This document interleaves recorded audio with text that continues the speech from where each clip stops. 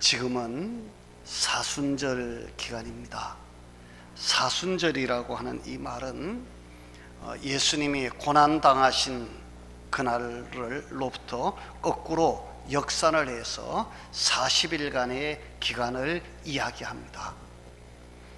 이 기간 동안 우리 모든 교회들은 대부분 예수님의 고난, 예수님의 십자가를 생각하면서 우리가 좀 더 경건하게 그렇게 살기를 원하고 또 기도하는 그런 절기이기도 합니다. 이 사순절 기간 동안에 무슨 말씀을 전할까 그러다 오늘은 역시 주님의 이 말씀, 십자가에 대한 말씀을 좀 생각하면서 은혜 나누기를 원합니다.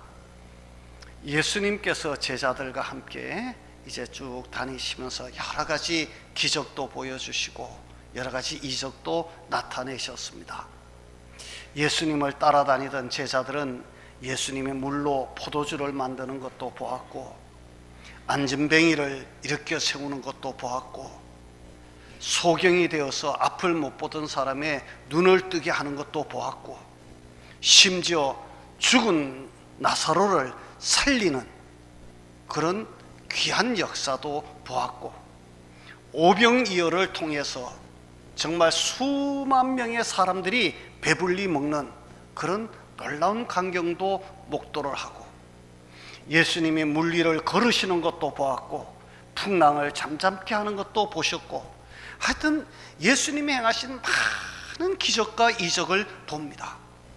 그러면서 그들의 마음속에는 아마 예수님에 대한 큰 믿음과 소망과 기대가 있었을 것이라고 생각합니다. 그러던 어느 날 예수님께서 빌립보 가이사라라고 하는 곳에 가셨는데, 그곳은 이방 신전이 있는 곳입니다. 그곳에 가셨을 때에 예수님이 제자들을 모아놓고 한마디 묻습니다. 얘들아, 세상 사람들이 나를 누구라고 그러더냐? 그랬더니 어떤 제자가 나서서 선생님을 보고요, 세례 요한이 환생했다고 하는데요. 그래? 그런 사람도 있어? 그랬더니 옆에다가 아유 선생님, 엘리야가 다시 왔대요. 그런 사람, 예레미야가 다시 왔다는 사람도 있고, 막 사람들이 이렇게 저렇게 막 이제 떠들어댑니다. 그러니까 예수님이 그 얘기를 다 듣고 계시다가, 그러면 세상 사람들은 그렇게 이야기하는데 너희들은 나를 누구라고 생각하느냐? 너희들은 나를 누구라고 생각하느냐? 물었습니다. 제자들이요, 아무도 대답을 못합니다. 그런데 예수님의 제자 중에서는 오래 참고 기다리지 못하는 한 사람이 있습니다. 아주 다혈질적이고 성질 급한 사람이 하나 있죠. 누굴까요? 베드로입니다. 꼭 삼국지에 나오는 장비 같은 사람이 하나 있어요. 그래서 예수님을 보고 아유 선생님은요 살아계신 하나님의 아들이시고 그리스도이십니다. 이렇게 얘기를 하는 거예요. 다른 모든 사람들이 생각지도 못했던 이야기를 이 베드로가 뱉어내는 거예요. 예수님께서 그 이야기를 듣더니 너무 반가워하시면서 베드로야, 너 진짜 복받은 사람이다. 너로 하여금 이것을 고백하고 알게 하신 분은 혈육이 아니고 살아계신 하나님의 은혜로 너가 이 일을 알게 되었구나. 그러면서 베드로를 막 칭찬을 하시는 거예요.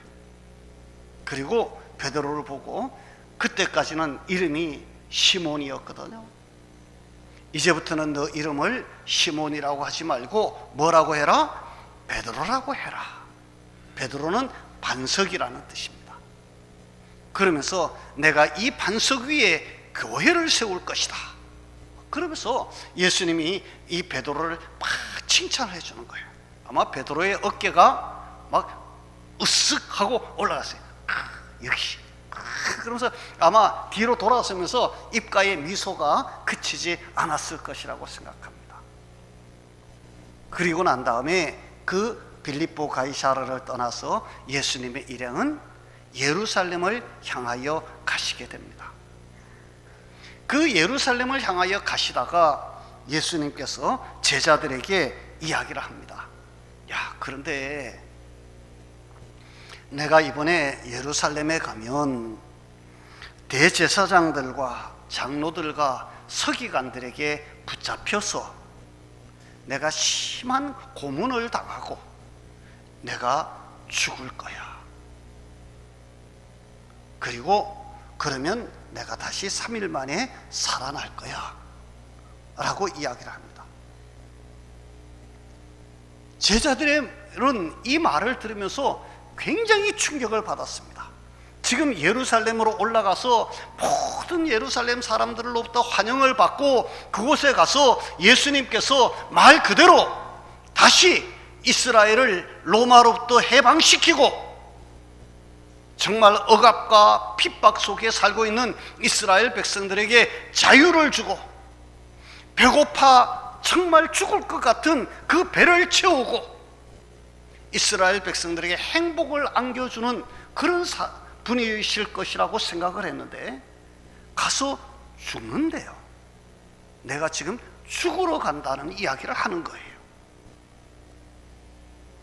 베드로가 그런 예수님을 붙들고 항변하여 라고 우리 성경은 적고 있습니다.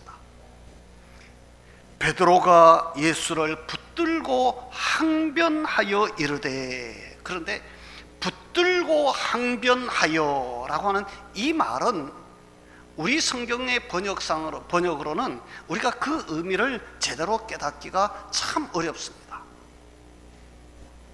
여기 붙들고 라고 하는 이 말은 마치 베드로가 이 예수님의 이 말을 막지 않으면 안 될 어떤 사명을 지닌 자처럼 예수님을 강권적으로 꽉 붙잡았다. 선생님, 뭐라고요? 죽으러 간다고요? 절대로 안 됩니다. 절대로 안 됩니다. 그러면서 예수님을 꽉 붙잡았다는 그런 의미를 가지고 있는 단어를 쓰고 있거든요. 그리고 우리 성경은 항변하여 이르되, 항변이라고 하는 말을 쓰는데요, 에르사토 에티피안이라고 하는 이 헬라어 단어를 쓰고 있는데 이 말은 꾸짖다라는 뜻입니다. 제자가 선생님을 꾸짖기 시작합니다. 말이 됩니까? 말도 안 되는 이야기. 그런데 베드로는 지금 정신이 하나도 없어요. 그래서 예수님을 꽉 붙들고, 선생님 그게 뭔 말이요? 절대로 그런 예수님이 있으면 안 돼. 안 되고 말고요. 절대로 죽을 수 없습니다. 베드로가요 마치 어른이 아이를 꾸짖듯이 예수님이 그 말씀하신 거 안 된다고 막 꾸짖는 거예요. 근데 우리 성경은 그걸 항변하여라고 번역을 했어요. 자, 여러분, 베드로는 왜 예수님께 이렇게 덤벼들었을까요? 우리 쉽게 표현하면 오늘 우리 성경을 보면 덤벼든 거예요. 예수님이 내가 죽으러 간다니까 말도 안 되는 소리 하지 말라고, 도대체 뭔 소리야? 그러면서 막 예수님께 대들었다. 쉽게 얘기하면 그런 표현을 쓰고 있는 거예요. 왜 베드로는 예수님께 대들었을까요?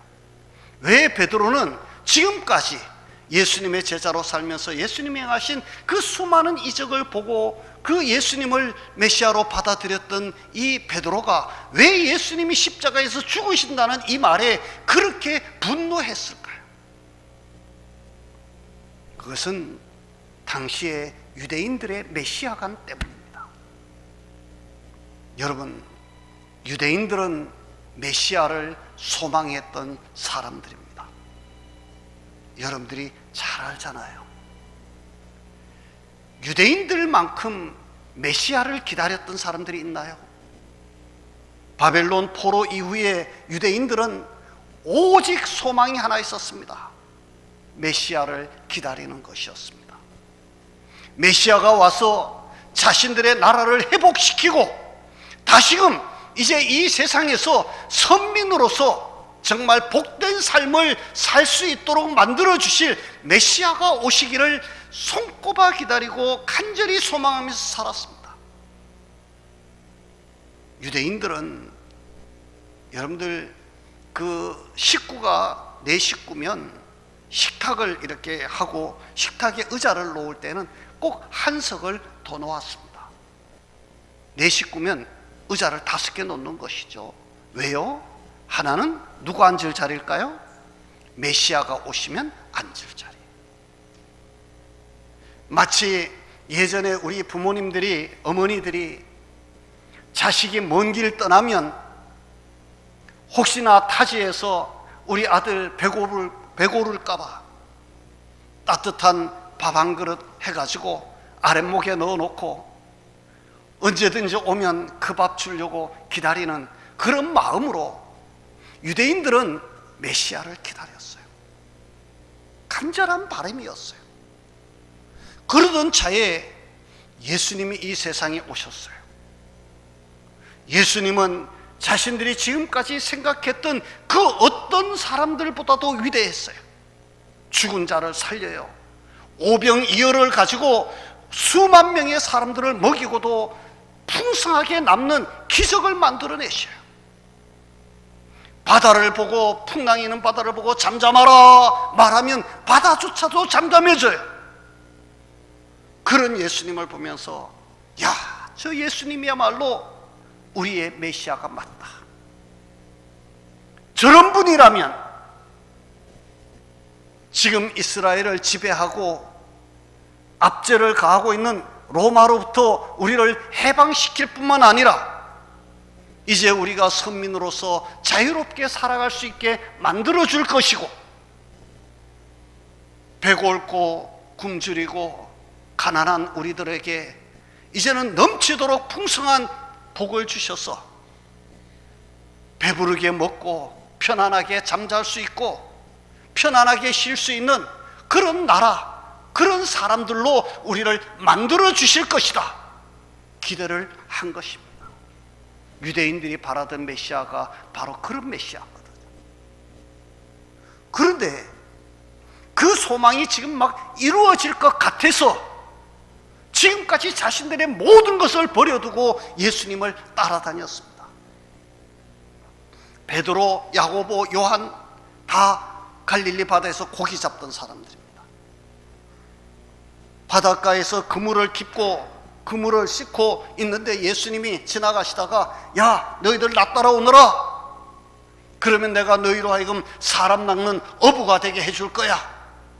그랬더니 우리 성경을 보면 이 베드로와 야고보, 요한 어떻게 합니까? 배와 그물을 버려두고 예수를 따르니라. 다시 말하면요, 자신의 모든 생업을 다 폐기하고 예수님 따라 나선 거예요. 오늘 이 성경을 기록하고 있는 마태, 직업이 뭡니까? 세리였습니다.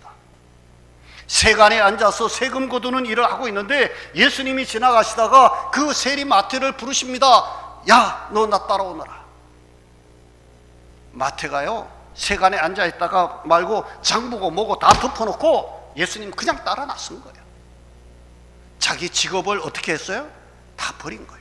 쉽게 말하면 자신의 모든 것 다 포기하고 예수님 따라 나선 거예요. 왜? 이 예수님이 우리의 메시아니까, 우리를 잘 살게 해줄 거니까, 우리의 희망이니까. 그런데 그 예수님이 뭐 한대요? 죽는데요. 그 예수님이 죽으러 간대요. 이걸 어떻게 받아들일 수 있냐고. 안 된다는 거예요. 못 간다는 거예요. 죽으면 안 된다는 거예요. 그러면서 예수님을 막 막아서니까 예수님이 야, 그래도 너가 충신이다 그러고 그 베드로 칭찬했나요? 아니요. 뭐라고 그럽니까? 사탄아, 내 뒤로 물러가라. 야, 그냥 이거 보통 말이 아닙니다. 예수님의 입에서 베드로를 향하여서 사탄 산이라고 하는 말이 나왔습니다. 베드로가 이 말을 들으면서 아마 정신이 아득해졌을 것이라고 생각합니다. 그러면서 예수님이 하시는 말씀이 너는 나를 넘어지게 하는 놈이구나. 우리 성경은 너는 나를 넘어지게 하는 자로다 이랬는데 사실 원문의 의미는 너는 나를 넘어지게 하는 놈이구나 그런 말. 그러면서 내가 하나님의 일을 생각하지 아니하고 무슨 일만 생각해요? 사람의 일만 생각하는구나. 하나님의 일을 생각하지 아니하고 사람의 일만 생각하는구나. 네 이놈! 당장 물러가지 못해. 예수님이 책망하는. 여러분, 오늘날 너무나도 많은 사람들이 하나님의 일, 영적인 일을 생각하지 아니하고 사람의 일, 내 뱃속 채우는 일, 내 만족을 채우는 일, 내 육신의 것에 매어 달리는 삶을 사는 그런 모습을 우리는 얼마나 많이 보는지 모릅니다. 우리 모두가 다 그렇잖아요. 너나 할 것 없이.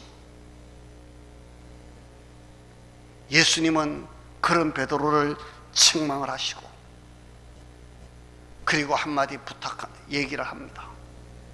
너희들 누구든지 나 따라오려면 자기를 부인하고 자기 십자가를 지고 그리고 나를 따라오너라 얘기를 합니다. 여러분, 자기를 부인하고 전제 조건입니다. 예수님을 따르려면 우리에게 가장 먼저 우리에게 있어야 할 것이 있습니다. 뭘까요? 자기를 부인하는 것입니다. 여러분, 자기를 부인한다는 말이 뭐예요? 자기를 부인하고, 근데 자기를 부인한다는 게 뭐 어떤 게 자기를 부인하는 거예요? 자기를 부인하고, 좀 더 쉽게 얘기하면 나는 있다 없다? 없다. 나는 없다고 생각하고 자기 십자가 지고 나 따라와. 그러면 내 제자가 될 거야. 그 말씀을 하고 있는 거예요. 여러분, 나를 부인한다. 나는 없다. 내가 없으면 나는 뭐요? 내가 없으면 여러분, 예수님은 우리에게 예수님을 따라오려면 너 자신을 부인하고 자기의 십자가를 지고 나를 따라라. 다른 말로 더 쉽게 우리가 표현한다면 나는 이제 죽었습니다 생각하고 내 속에 예수님만 모시고 예수님 생각을 따라 예수님의 인도를 따라 살아라. 그래야 내 제자가 될 것이다 이야기하는 것입니다. 여러분, 자기를 부인한다, 정말 어려운 이야기입니다. 우리 사람의 몸무게가 아마 여기 있는 사람들 중에 100kg 넘는 사람, 100kg 넘는 사람 있나요? 아무도 없죠. 기껏해봐야 100kg도 안 되는 인간들이 이 온 우주 천하 만물을 지으신 그 하나님 앞에 자기가 살았다고 하나님과 논쟁을 하는 거예요. 여러분, 이 우주가 얼마나 클까요? 하나님이 만드신 이 천지 만물이 얼마나 크고 얼마나 넓고 얼마나 많을까요? 이 지구만 해도요, 우리가 지구가 뭐 작다, 막 크다, 뭐 이런 저런 얘기 하는데요. 여러분, 이 지구 구석구석 다 못 돌아다니고 다 죽어요. 지구 구석구석이 뭐예요? 대한민국이 맨날 우리 지구에 비해서 여러 나라에 비해서 우리가 손톱만 하다 맨날 그러는데요. 손톱만한 나라도 여러분들 못 가본 데가 훨씬 더 많아. 그런데 이 태양계에 우리 지구보다 큰 별들이 얼마나 많을까요? 셀 수도 없습니다. 여러분들이 날마다 이렇게 아침이면 떠오르는 저 태양이 지구보다 몇 배나 클 것 같아요? 지구보다가.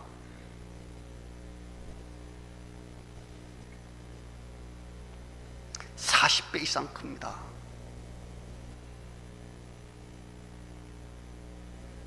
이 태양계보다가 온 우주는 그러면은 얼마나 클까요?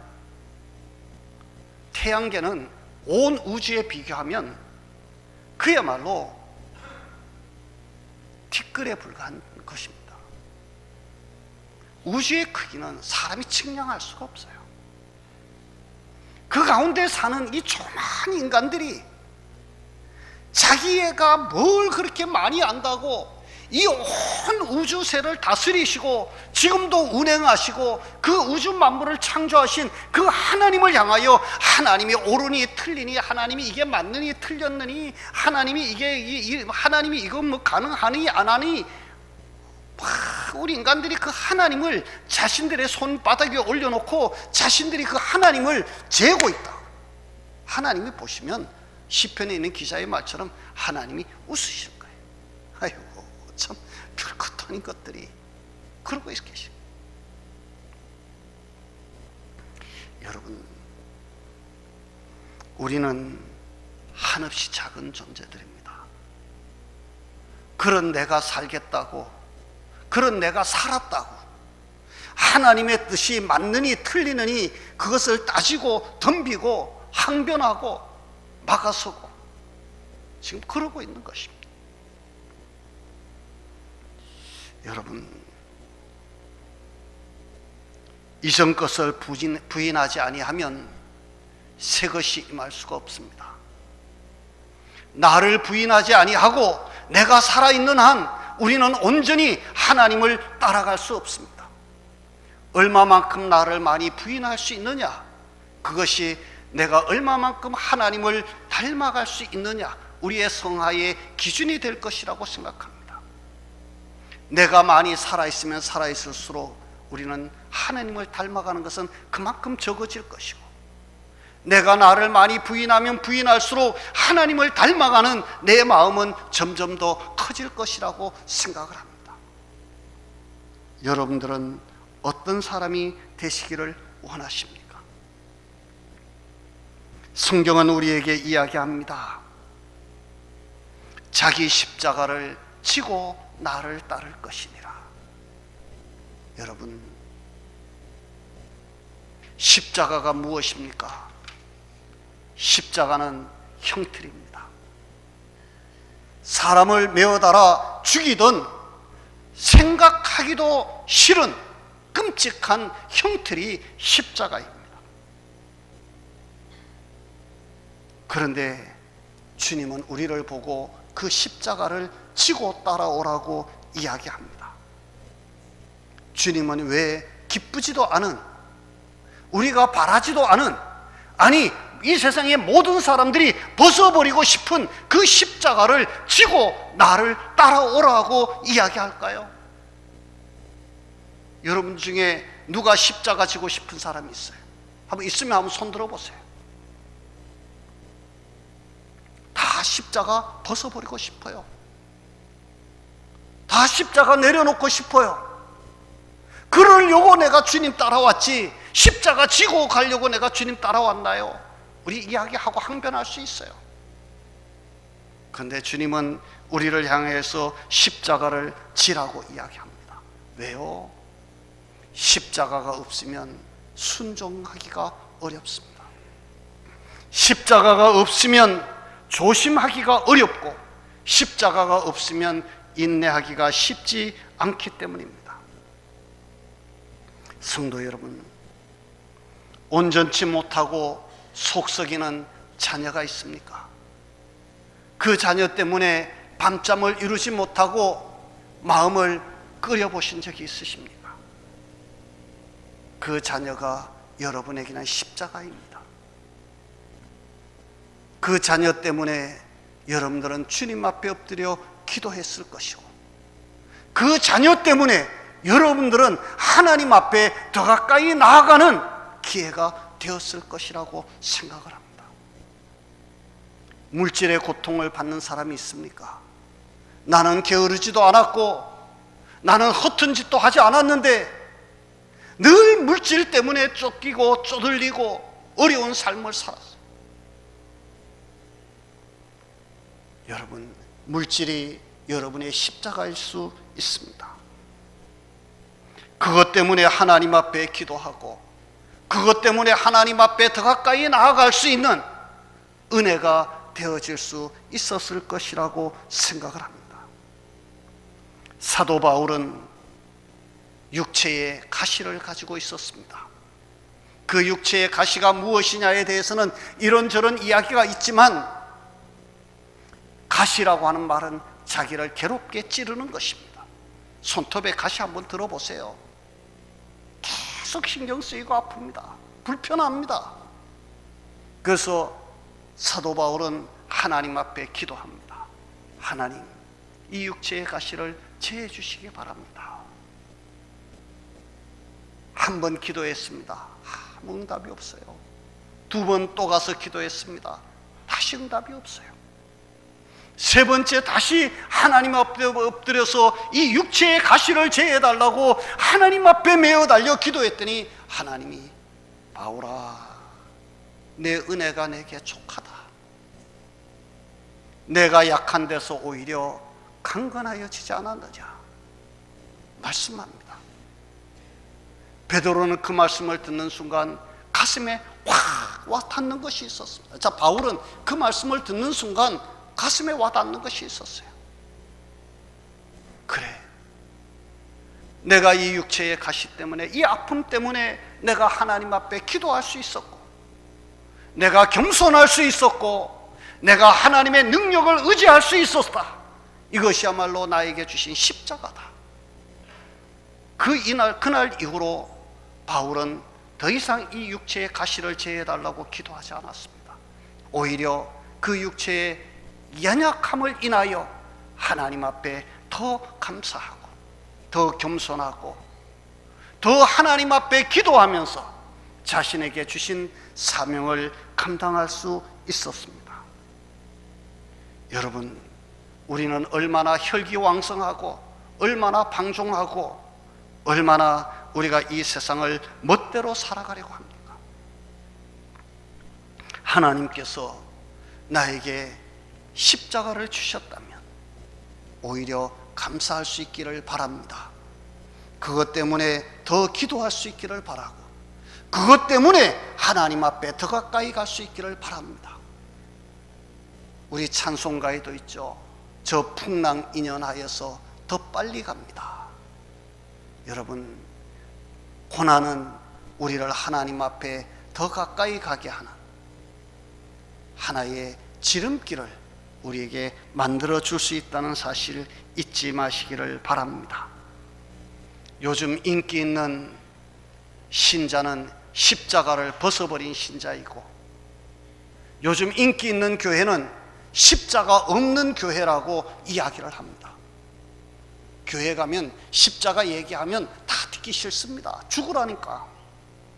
여러분, 오늘 또 여러분 기분 좋아요? 죽으라는데. 그런데 다 십자가 벗고 우리 편하게 삽시다. 우리 기분 좋게 삽시다. 우리 먹고 마시고 즐깁시다. 그러면 다 좋아해요. 그게 좋아요. 그러나 여러분, 우리 꼭 기억하실 거 있습니다. 십자가 없는 복음 가짜입니다. 십자가 없는 교회 가짜입니다. 십자가 없는 구원 가짜입니다. 성도 여러분, 십자가가 비록 우리에게는 힘든 것일지라도 그 십자가를 지고 주님을 따라갈 수 있기를 바랍니다. 왜냐하면 주님이 먼저 십자가를 져 주셨기 때문입니다. 십자가 지신 주님, 그 주님과 함께 십자가를 지고 나를 부인하고 주님을 닮아가는 우리 성도, 저와 여러분들이 꼭 되시기를 주님의 이름으로 축원합니다. 우리 기도하겠습니다. 하나님 아버지,